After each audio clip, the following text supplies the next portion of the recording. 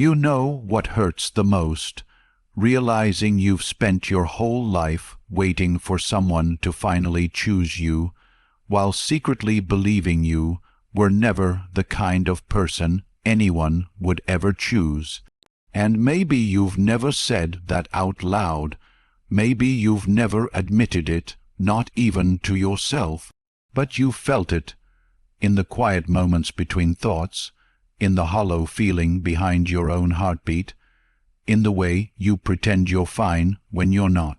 And somehow, in ways you can't explain, it always feels like you're the one who ends up trying harder, trying to be enough, trying to be noticed, trying to be chosen. And that's where the real story begins, not with her, not with other men, not with competition, but with that invisible wound inside you that keeps whispering that you're not worth choosing in first place. Because dark psychology isn't about controlling someone else. It's about finally understanding the silent forces that have been controlling you, your emotions, your decisions, your attachment patterns, your fear of abandonment, your hunger for validation. The things no one sees, the things you carry alone. You've been conditioned in ways you never noticed to believe that love is earned through effort, sacrifice, proving yourself, becoming what someone else wants, instead of becoming who you were meant to be. You were trained by past heartbreaks, childhood wounds, toxic relationships, to think that the right person is someone you have to chase, someone you must win over, someone whose approval determines your worth. But there is a darker truth beneath all of that. People don't choose the person who tries the hardest. They choose the person who makes their emotional world feel safe, grounded, predictable, intense, or meaningful. And sometimes they choose the person who mirrors their own wounds, the person who activates their fear, their longing, their trauma, the person who makes them feel something so familiar it becomes irresistible. This is the hidden psychology behind attraction, behind attention, behind the mind games we pretend aren't happening. This is what shapes who someone chooses and why. It's not the strongest man, not the smartest, not the most attractive. It's the man who understands human behavior on a level most people never reach. The man who isn't dictated by insecurity or desperation or the need to convince someone to stay. It's the man who has reclaimed his emotional control, because emotional control is gravity, and gravity always pulls. But before we go deeper, you need to hear something you may not want to hear. The reason you feel replaceable is because your self-worth has been trained to depend on other people's decisions. That's why heartbreak hits you harder. That's why silence scares you. That's why you panic when someone pulls away. It's not love, it's abandonment trauma, it's emotional conditioning, it's the echo of every moment you felt unwanted or invisible or not enough. Dark psychology calls this trauma bonding, the way your heart attaches itself to the very people who trigger your deepest wounds. You mistake the intensity for connection. You confuse anxiety with passion.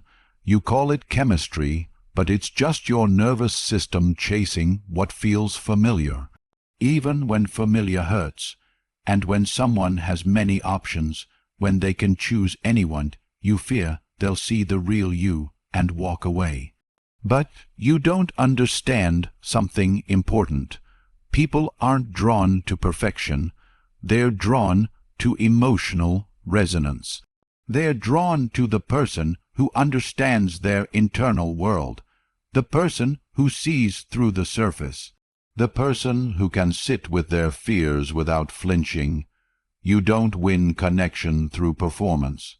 You win it through presence, through emotional clarity, through self-worth worth that doesn't beg to be validated. And this is where the deeper truth emerges, the one no one teaches you. Human beings choose familiarity over logic.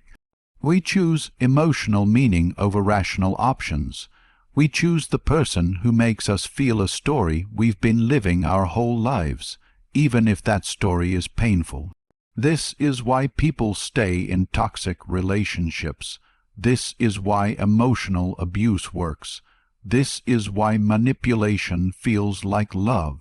This is why red flags become invisible when someone touches the right wound. And this is why someone may choose you not because you're better, not because you're perfect, but because you speak to their hidden emotional language. The one they don't show anyone, the one they barely show themselves, but the moment you try to manipulate it, you lose it. Manipulation kills authenticity, mind games kill emotional connection, control kills trust, and once trust dies, nothing can resurrect it.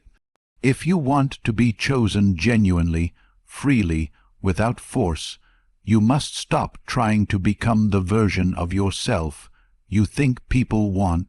You must become the version of yourself that no longer fears loss. Because when you stop fearing loss, you stop acting from insecurity. You stop chasing. You stop performing. You stop bending yourself into shapes to be loved.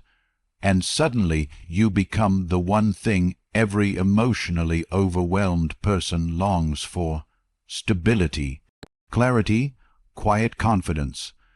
There is a certain energy that comes from a person who knows their worth, who respects their boundaries, who doesn't fall apart when someone pulls away.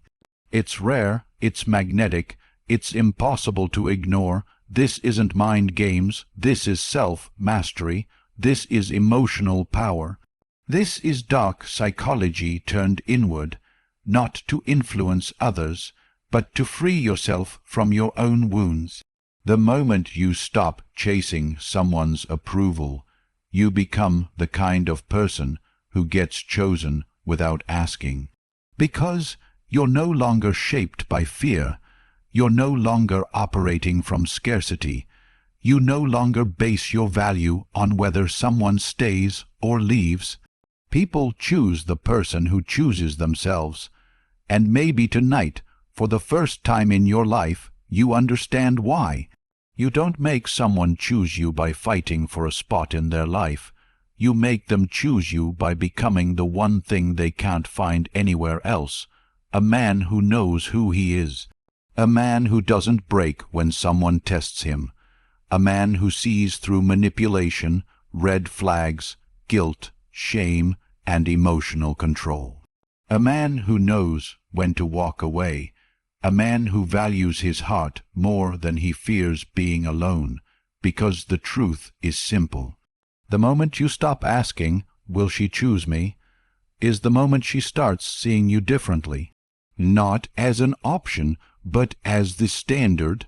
And when you finally reach that place, when you finally reclaim your power, you'll understand the secret that was never about her, never about other men, never about competition.